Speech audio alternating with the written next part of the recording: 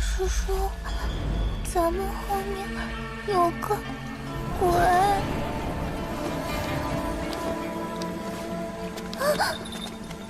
小平安，我们又见面了。啊！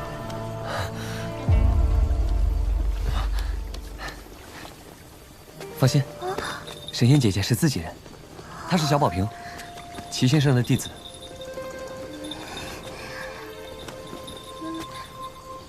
姐姐，你生的真好看。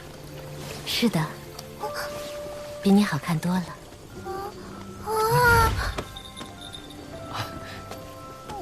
神仙姐姐，你说自己还不能现世，万一你被各方圣人察觉怎么办？是齐静春曾经去了趟天外天，跟道祖讨价还价，要到了这朵荷叶。至于他付出了什么，我不清楚。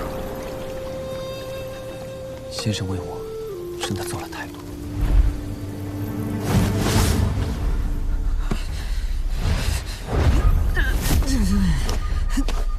老头子，你怎么会在这儿？光脚不怕穿鞋的，你以为我怕你啊？哼，死鸭子嘴硬，知错即快，认错即慢。至于改正，哼，怕是要下辈子。那还不是你教出来的？哇！君子动口不动手，你就是这样讲道理的？跟你讲道理，还用费口舌？这个本命字是我从李记学宫大祭酒那儿借的。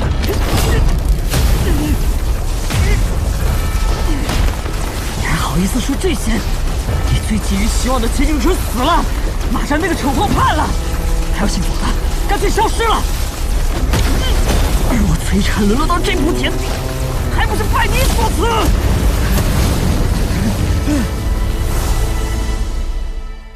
人家亚圣文庙第3高位，说人性本善，你个老四非要说人性本恶，结果呢？人家活得好好的，你怎么就一个劲死翘翘了？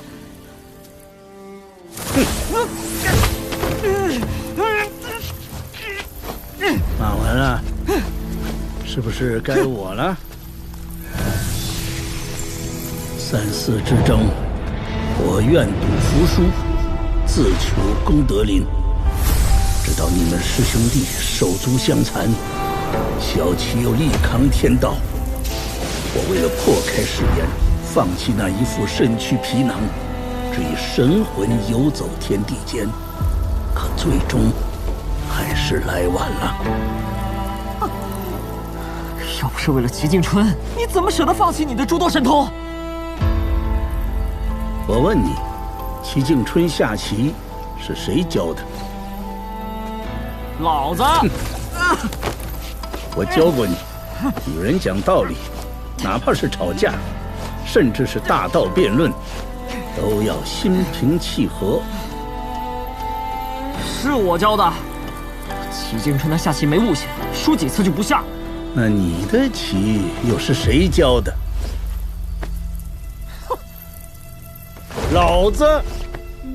你知不知道，齐静春学会了下棋，很快就下赢了我。小七私底下和我说，你是真喜欢下棋，就是胜负心太重，他又不愿骗你，所以干脆不下了。那又如何？他一直很敬重你这个大师兄，之所以在大理创办山崖书院，本就是为了帮你。不过，马占的背叛可能比你崔禅的谋划更让小七失望吧。马占这种人，为了点虚头名利就甘心做别人的棋子，该死！老头子，当初你给齐静春的临别赠言，绝不可以以轻取之于蓝而轻于蓝，但你给了马占什么？天地生君子，君子理天地。可惜了。那边的2位聊完了，可以开始了吧？这架打不打，我说了不算，得看他。小平安，等下我们要跟那个老头子打一架。啊，能不能不打？善，大善。打架这种事情，能少打就少打，伤和气嘛。为了齐先生，这一架你必须打。好，我相信你，打就打。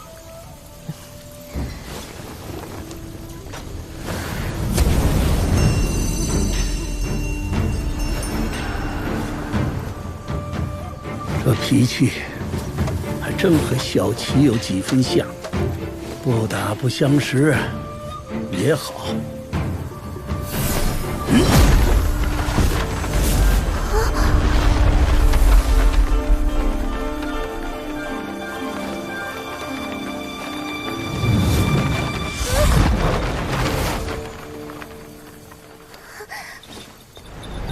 姓崔的，小师叔呢？不说我拍你啊！你拍死我算了。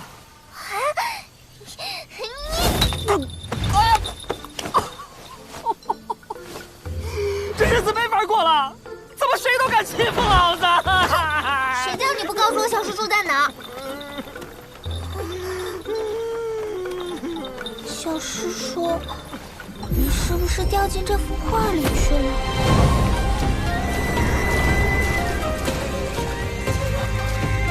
不用担心，这里既是在山河画卷里，也在文圣的意识之中。在这里出手，不会伤及现实分毫。你我都没有后顾之忧。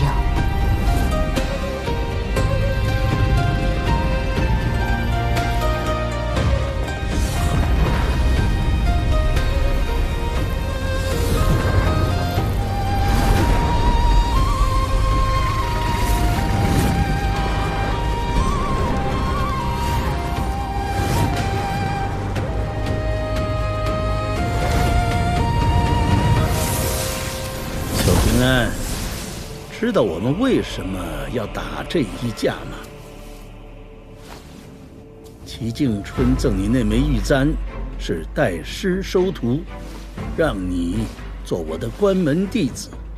我和那位前辈就琢磨出场架，看看你的根骨心性究竟如何。大道之争，百家争鸣，热闹是热闹，结果又如何？世道果真变好了吗？哎，一言难尽，不提也罢。究竟三教分赃不均，还是你们浩然内部正邪对峙？儒家道统内部，自然算不得清澈见底。可我儒家先贤为此付出无数心血，故而始终本正言清，你绝不可一言否决。老家伙，别得了便宜还卖乖，这么拖着毫无意义。老，我哪能和你比啊？我记下了。真以为我打架不行啊？那只是对比我吵架的本事。哼，我会让你们输得心服口服。你们练剑之人总喜欢仗剑开山，说些什么搬山倒海的怪话。那我就凭借此山，让你们知难而退。小平安，我观想入画的这座碎山，乃中土神州五岳之最，虽不是现实，却近乎与现实无异。想劈开这座碎山，比登天还难。要是没把握，大可知难而退，不丢人的。搬出这座山来御敌，未免有些胜之不武了。要认输的话，我听着呢。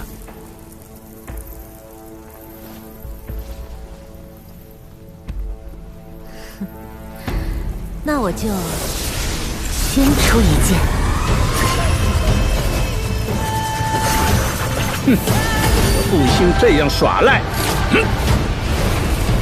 那场天崩地裂的登天大战之后，剑修沦为刑徒，妖族被驱逐蛮夷，浩然天下建起9座雄镇楼，骑青牛的小道士远去清明，剑出矗立于天地间的白玉京。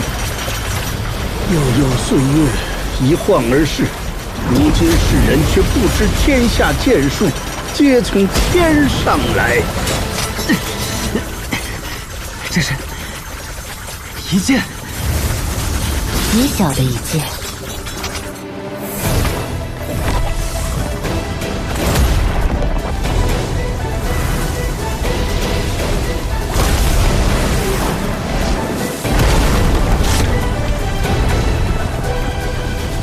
好吧，我就是想让你别光顾着练拳活命，那也太没出息了。你的志向怎么可能只有这么点大？你想想，你是谁？陈平安。除了是陈平安，还是我的主人呢。好嘛，之前着急得很，现在不急了。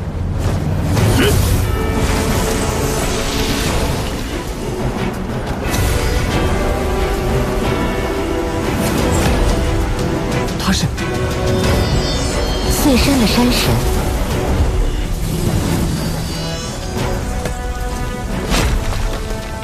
陈平安，如果山岳挡住了你的大道，该怎么做？翻过去。那如果你手中有了剑呢？那就开山而行。对，开山而行。接下来我会恢复真身，你全力出剑即可。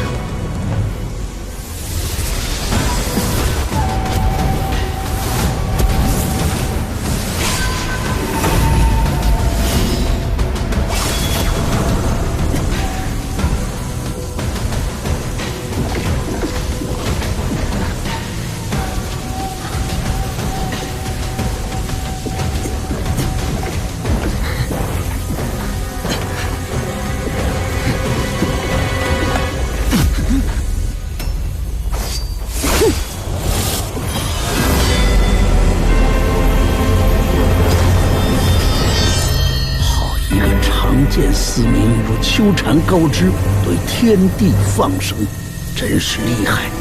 悠悠万年，沧海桑田，这么多年过去了，还能够拥有如此分量的精气神，不愧是万剑之主，真是稳呐！有意思，我倒要看看你这10境修为，再加上这一剑，会劈出什么水准。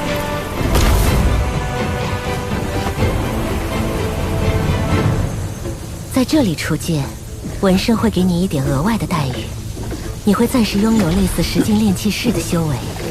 当然，这是假象，但却是极其真实的假象。10境？不用着急，你现在即将突破金丹境，来到炼气士第10境的元婴境，先慢慢感受，适应10境炼气士的感觉。所谓的剑术招式，不过就是那么几种，变不出太多花样来。炼气是炼气，养炼合一，孕育出来的剑意却有千千万，而剑气长短取决于体魄气氛的开拓境况，挖掘的越多越深，自然胜别人100倍1000倍。若别人是水井溪涧，你是那湖泽江河，谁人敢正身？听懂了吗，主人？懂了，但不知道如何去做。主人，无论前方是山川海岳，还是妖魔神鬼，你只需记住，天大地大，唯有一剑。唯有一剑。这气势，想要劈开这座山，还差点意思嘛。这副飞剑帖乃远古剑仙以充沛剑气刻就，连左右那小子与你一般，尚未正式学剑，一看便拿住了6个。习剑天赋资质如何，必干剑影，能拿5个字，必成陆地剑仙。陈平安，看你习剑根骨如何。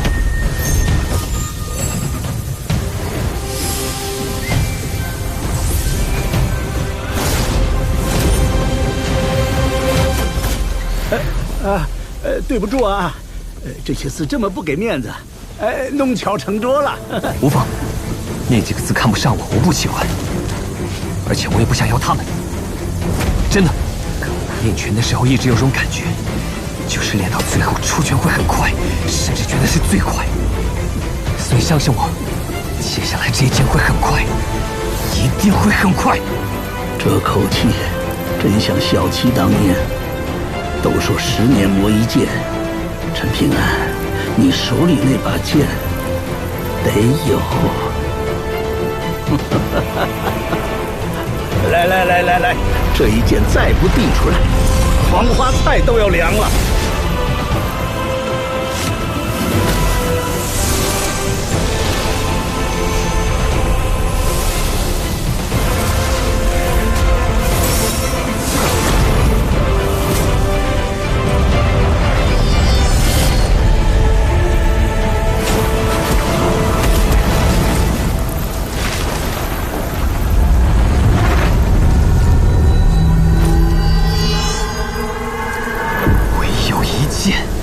随我同行。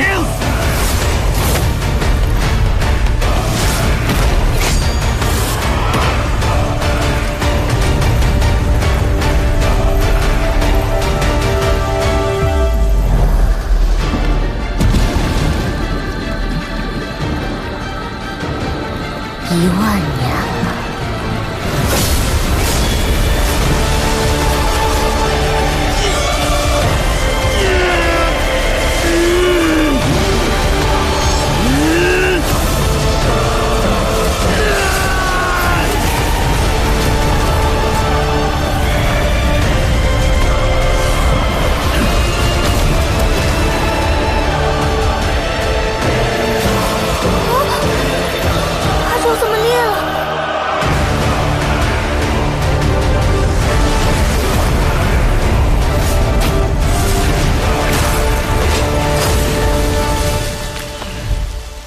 何人敢仗剑挑衅我碎山？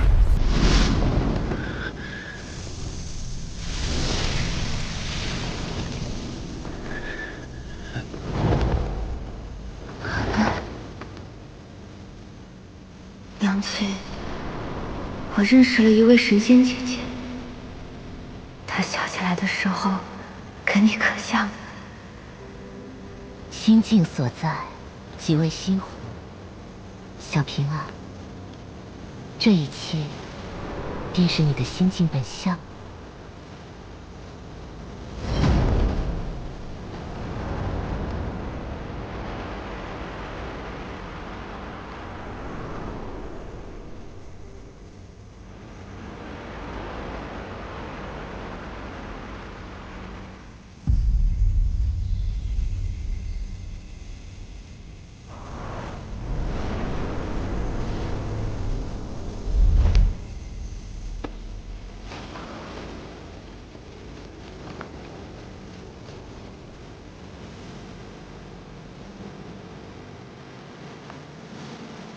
原来你也独自一人，照看着历代星辰。走了这么远的路，累不累？不累，就是睡不踏实，害怕宝平他们出什么意外。没有怨言？有啊，比如朱露怎么可以那么不善良？那个女鬼，只因爱恨就害死了那么多书生。还会有烦心事，你还不爱读书，怎么劝都不听。还有他们吃过了山珍海味，就不爱吃我煮的饭菜。我得照顾他们，所以钓鱼就不能挑时候。所以空手而归的时候，看到他们满脸失望，我就特别委屈。如果给我多点时间，多大的鱼我都能钓起来。林守一生气那次，其实我很心虚的。虽说是为了他修行，其实我也有私心。我知道长生桥断了，这辈子都无法修行了。但是我不想就这么放弃，因为我答应过神仙姐姐，以后要成为仙人，而且也很羡慕阿良，踩着一把剑，想去哪里就去哪里，多帅气！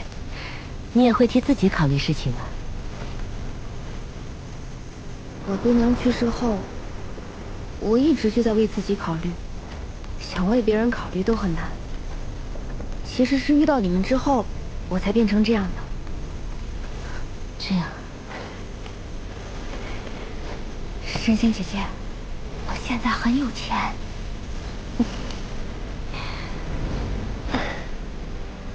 神仙姐姐，你这样我会不好意思啊。知道了。以后当着某位姑娘的面，我肯定不会这么放肆。想必那位姑娘在你心中一定很重要。你不生气？哎呀呀，我家小平安真是可爱死了。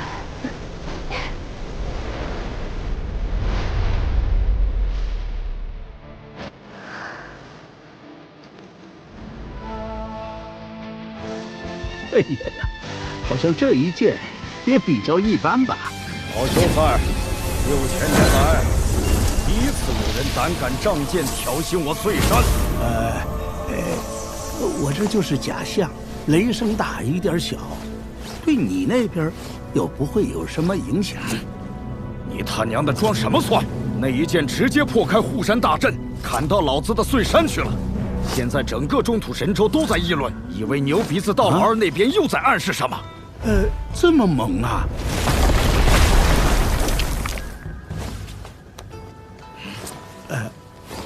哎呀，看在小琪的面子上，你高抬贵手一回。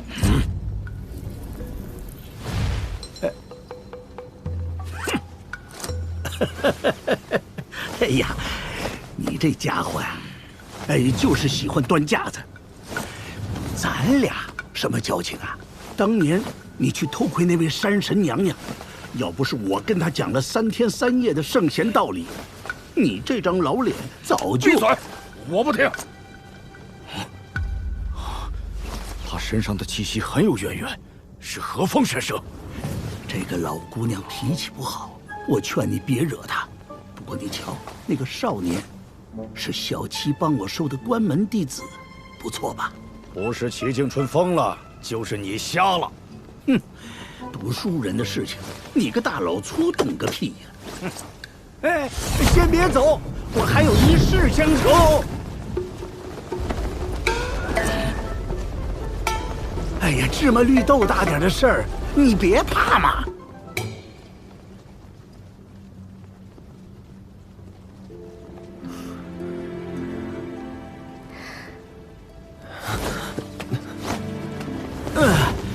非礼勿视啊！放心，我什么都没看到，什么都没听到。看在我家主人的份上，剩下2件先余着。余着好啊，兆头好，寓意好。还不开门去？还会笑了。当初那些被你砍得半死的大佬，要是亲眼瞧见，不把眼珠子瞪出来。神仙姐姐，我那一剑是不是很差劲？那座大山好像动也没动，是不是我练剑天赋很一般，拖后腿了？原本在这画卷中，再大的动静也牵扯不到外头，而你这一剑有些不同寻常，破开了画卷，劈上了真碎山。那你会不会因此受影响？这些烂摊子，老秀才会去收拾。不过，因为你那一剑，这只荷叶支撑不了太久，我得走了。接下来我会专心磨砺剑条，争取在甲子之内，将其打磨得七七八八。你就不好奇，我为何不帮你修复长生桥，让你顺利走上修行之路。我想过了，但忍住了。我一直很信曾经烧瓷的姚师傅，相信他说过的一句话：是你的就好好抓住，不是你的就不要多想。小平安，修行本就是背逆天道，所谓的正道，就是要让那天道在自己的大道前低头。所以你要好好淬炼体魄，要不然以后连剑都提不起来，就太丢人了。神仙姐姐，你放心，答应过你的事情，我一定会做到。能够遇见你，我就已经很开心了。小平安，一定要等我60年了，到时候可别变成一个白发老头，小心我不认你这个主人。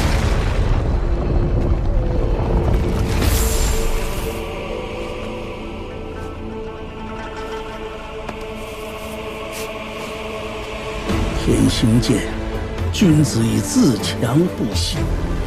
小七啊，这个关门弟子，先生我很满意。